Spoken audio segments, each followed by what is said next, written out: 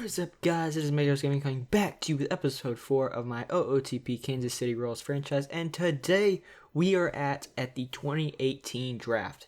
Now, I left you guys off at the end of spring training or the beginning of the year. We have simmed up to the first year player draft, and we are currently 23 and 33. Not as bad as I expected, to be honest.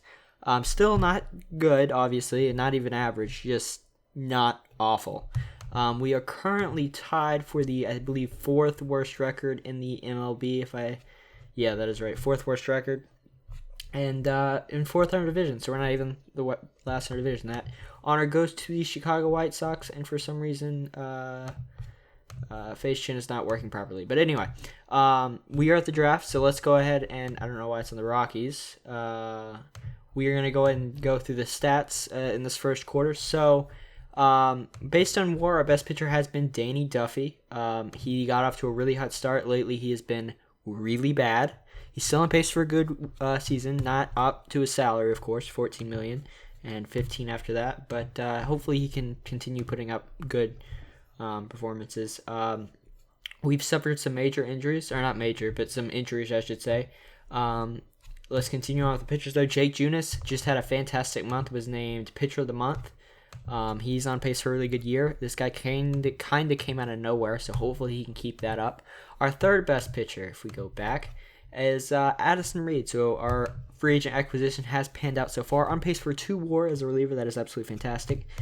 If we go to actually game log, he didn't give up a run until early May 5th. So he was really on fire at the beginning of the year. He has since cooled down, given up a few runs here and there. He's currently my closer of sorts. He's a stopper. This option randomly popped up. I'm using it to my advantage because Kelvin Herrera has been awful. I moved him up into a setup role. But yeah, he's been really bad lately. Just he hasn't been good. A lot of runs, a lot of home runs is the problem, it looks like. And he has not been good. He's blown 3 saves, only has 11, so that's not a great ratio there. But the bullpen has not been good. My best reliever right now has been Travis Wood with his 4.8 Ks per 9 and more walks than Ks. And JT Chargoy, our Rule 5 draft pick, who's currently hurt with sore elbow. We'll probably keep him off the deal, though. But yeah, so the rotation hasn't been good. We called up Josh Stalmont, who is like the third prospect right now. If we go to top prospects... Yeah, number 3 prospect, right behind Cal Quantrill, who's number 1. So I don't quite believe that, but he's been pretty awful at the age of 24 this year, I should say.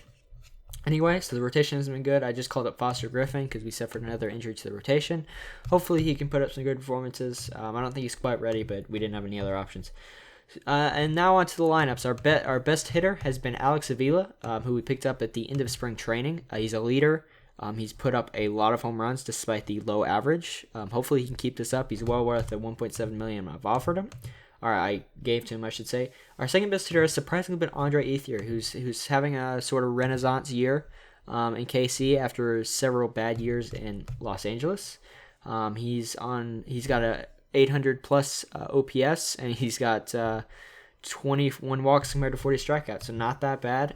He's currently my starting left fielder versus righties and starting right fielder versus lefties. Any other notable performances? I'd have to say Alex Gordon, who is just playing against lefties right now for some reason. Anyway, he's been quite good this year. I wouldn't say quite good, but he's way better than he was last year, which is important because he was god-awful last year.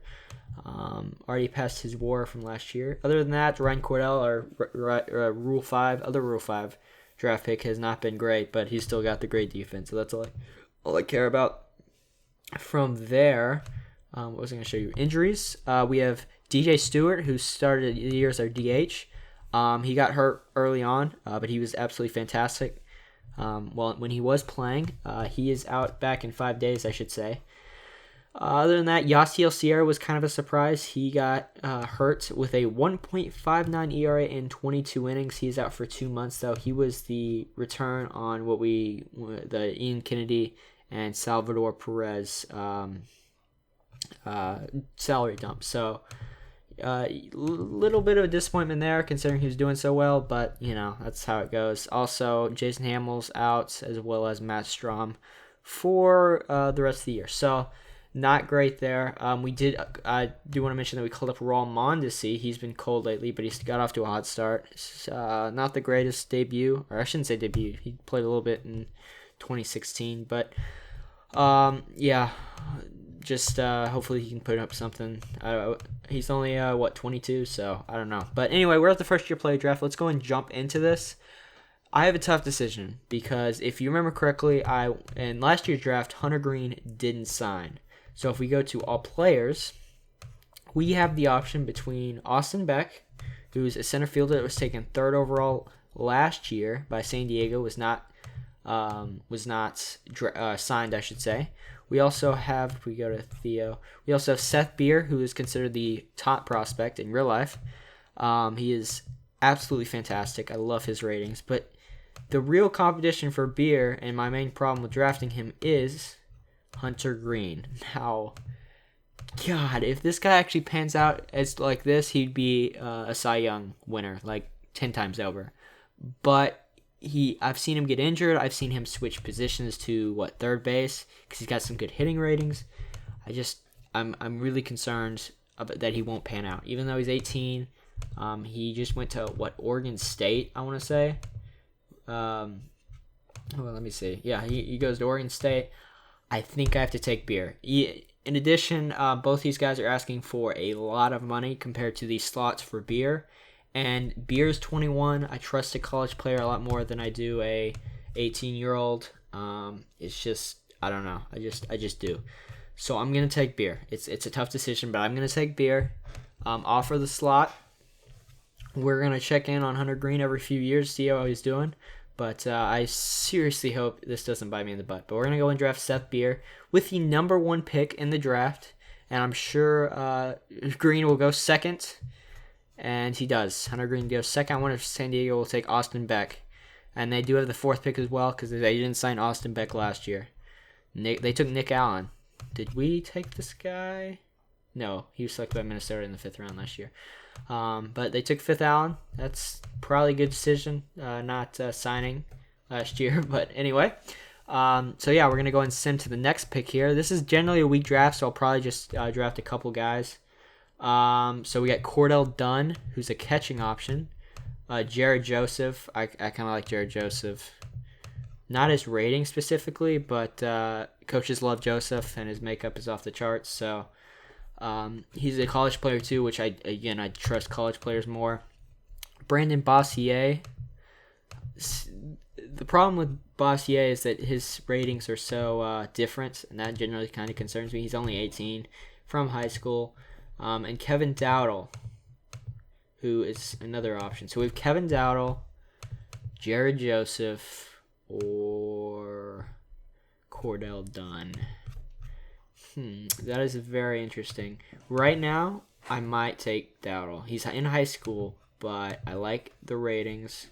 And Theo doesn't love him. Like, don't get me wrong. Okay, maybe he doesn't love him. He hates him, actually.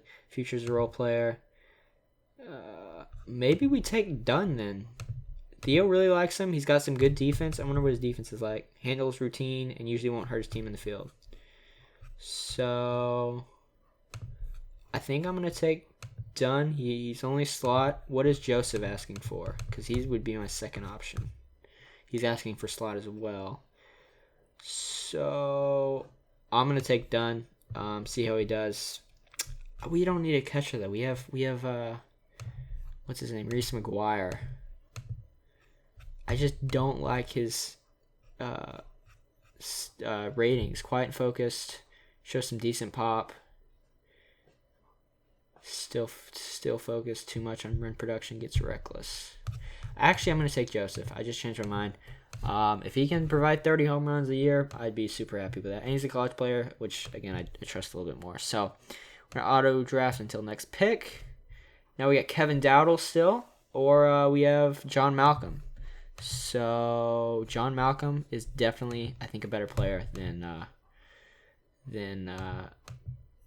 Dowdle. So I'm going to take him. I will probably meet that demand because we have a little bit extra money in the draft this year. Just going to draft there. Maybe Dowdle does. So we're going to take Dowdle next. And that will probably be... No, we have one more. Let's see. Let's go and draft and offer the slot until next pick. So we have... I think we're going to take Cole Wilcox. He is impossible, but he's a starter, and, what's the worst that can happen? So we're going to go and draft Cole Wilcox, and then we're going to auto-draft the rest of the drafts. Hopefully Theo and my assistant GM can find some gems in the later rounds. Generally, it happens sometimes, not very often, but hopefully they can. So anyway, it has concluded, or the draft has concluded, I should say. Beer for $3 million, Joseph for $750. We're gonna meet the demand on Malcolm. Kevin Dowdle for $250,000, and how much is Cole Wilcox asking for? Above 3.4, that's not gonna happen. And Colt Gorman, no, and Noah Davis, how much does he want?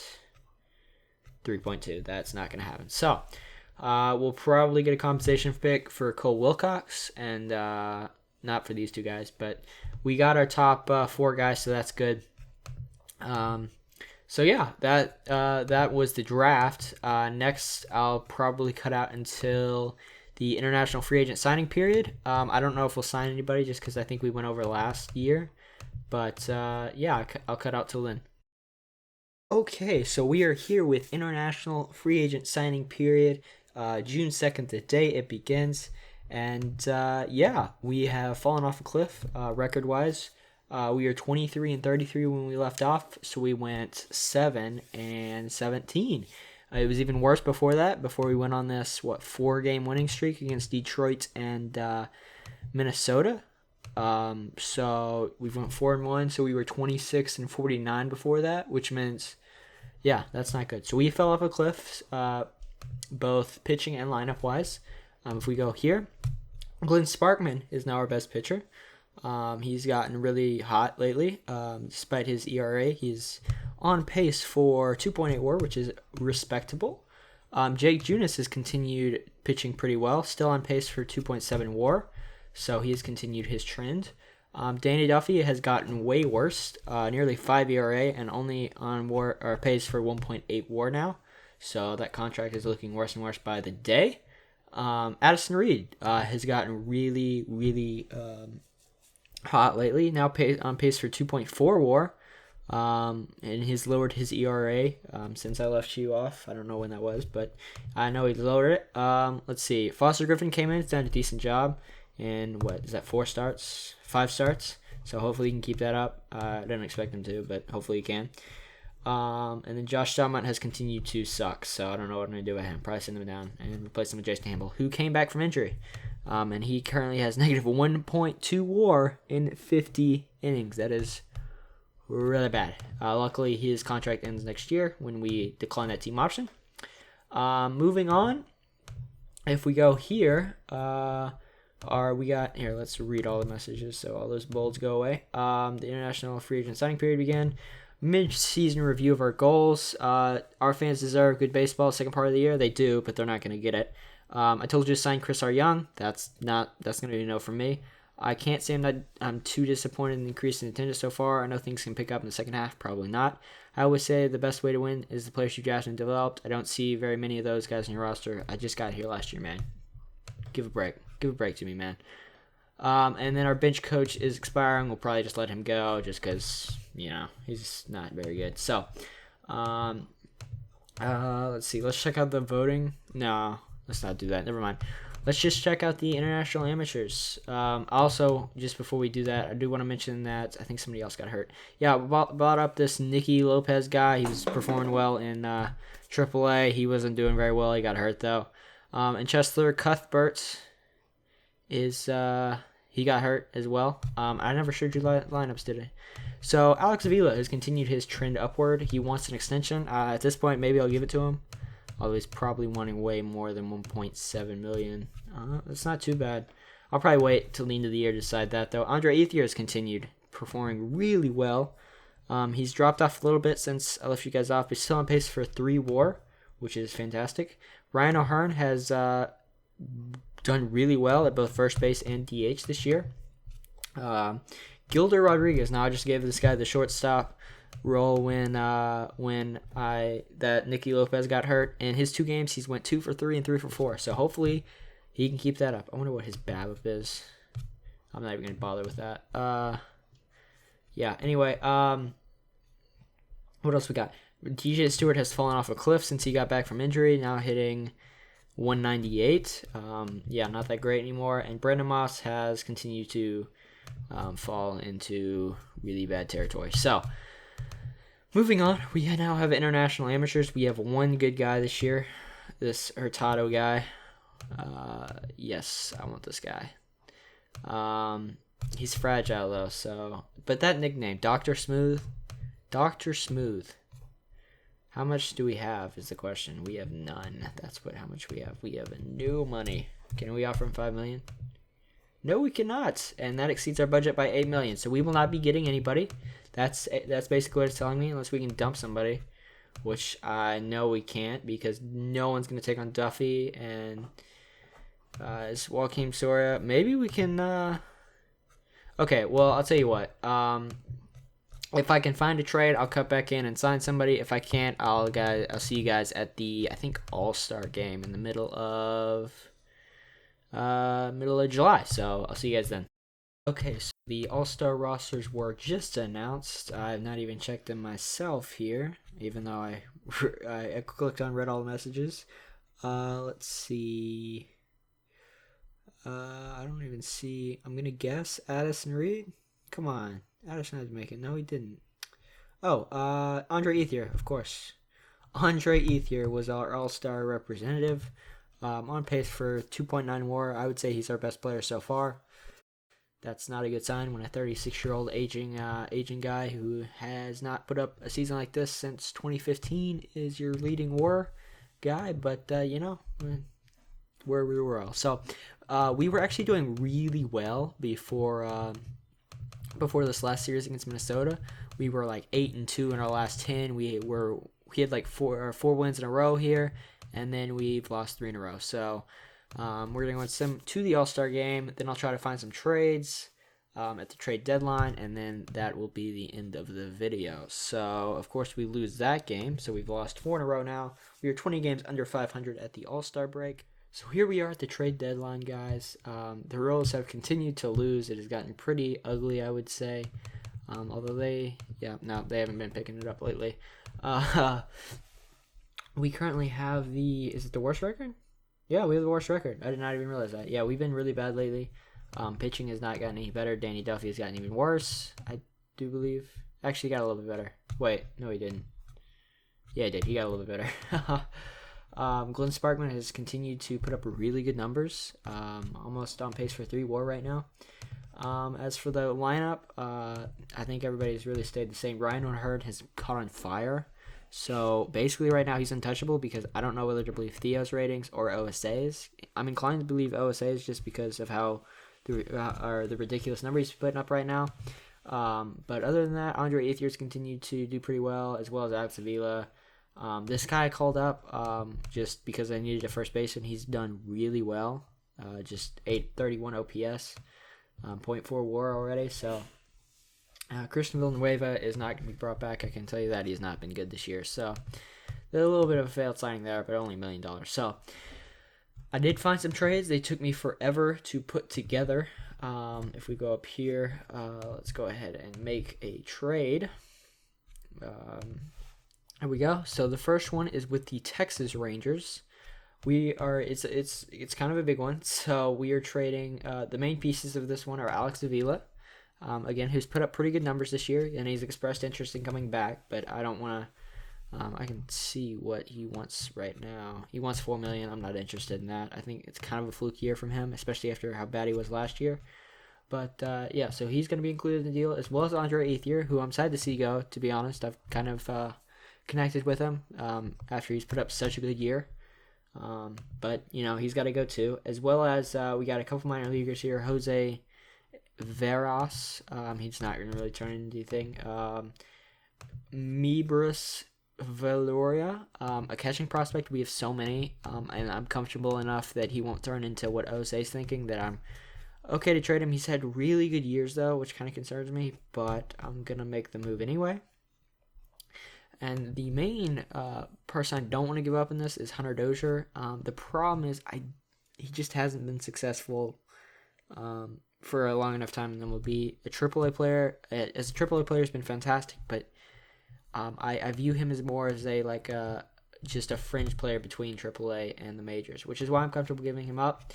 So we're going to get 2 prospects in return. Jeremy Profar, who is a utility guy, who can play first, second, third, and he had a really good year in AA this year, and he's continued to break in the majors with a 1,096 OPS, so hopefully we can keep that up with the Royals. And Michael De Leon, more of a project guy. My scout loves him, or Thea loves him, and he's had an amazing year in High A. His defense is fantastic.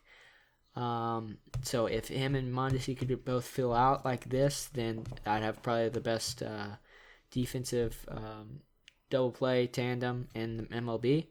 But we're going to pick those 2 guys up. We're going to dump some salary along the way, increasing our money by $6 million about. So we're going to go and complete that trade.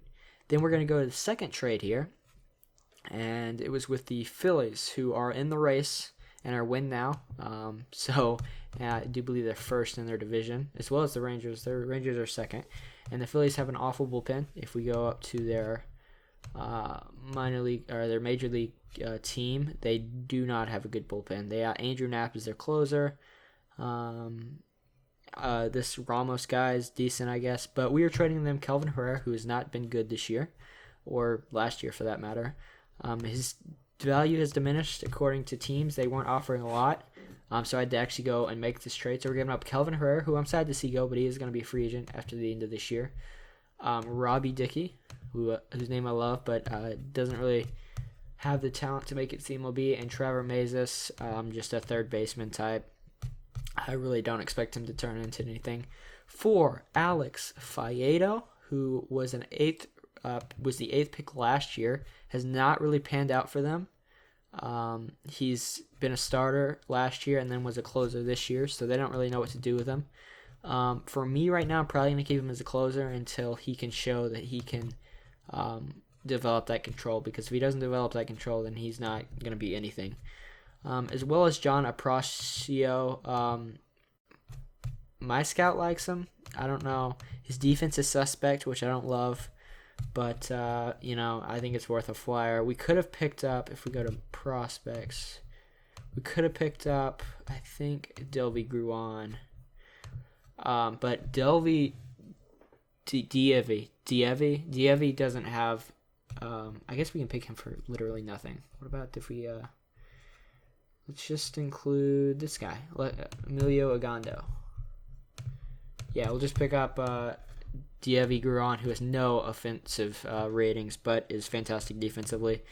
So, let's just pick him up. Doesn't cost much, and he's already in AA. So, we're making this trade. A couple catching prospects. I'm stacking up on those. And Faedo, who was the 8th pick last year.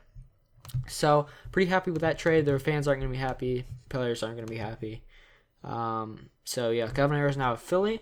We got those trades done, and now we're looking forward to the end of the season, where we will be competing for the first pick again. I honestly hope we don't get it this time, just because I don't want to be seen as tanking or anything, but this team has just not been good. We sold off all our pieces.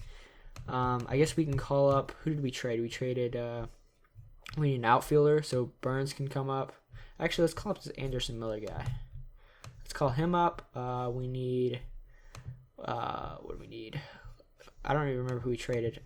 We traded a catcher, so we need a catcher. We call up Reese McGuire. Yeah, let's go and call up Reese. He's been having a good year in AAA. So Reese McGuire, and then we need a bullpen guy. Let's just call up Scotland as a long reliever. I don't know how I feel about that, but whatever. We can set Travis Wood as the setup guy. Yeah, that's how bad our team is. But anyway, that's going to be the, let's go ahead and ask for update all lineups as well. So that's going to be the lineup and the pitching rotation. It's bad, I know, but I think we're looking up with Beer. If we go ahead and look up, I was looking up Hunter Green earlier. If we look up Seth Beer, he's raking in high A right now. He's already in high A. He was raking in A ball. So I think we got a bright future in this kid. I think we got a stud on our hands, and hopefully the rest of these guys develop as well. But yeah, that's gonna be in the episode. Hopefully we can finish the year strong. Make sure to hit that like button if you did enjoy. Leave any constructive criticism in the comment section below. And this is Megados Gaming signing out.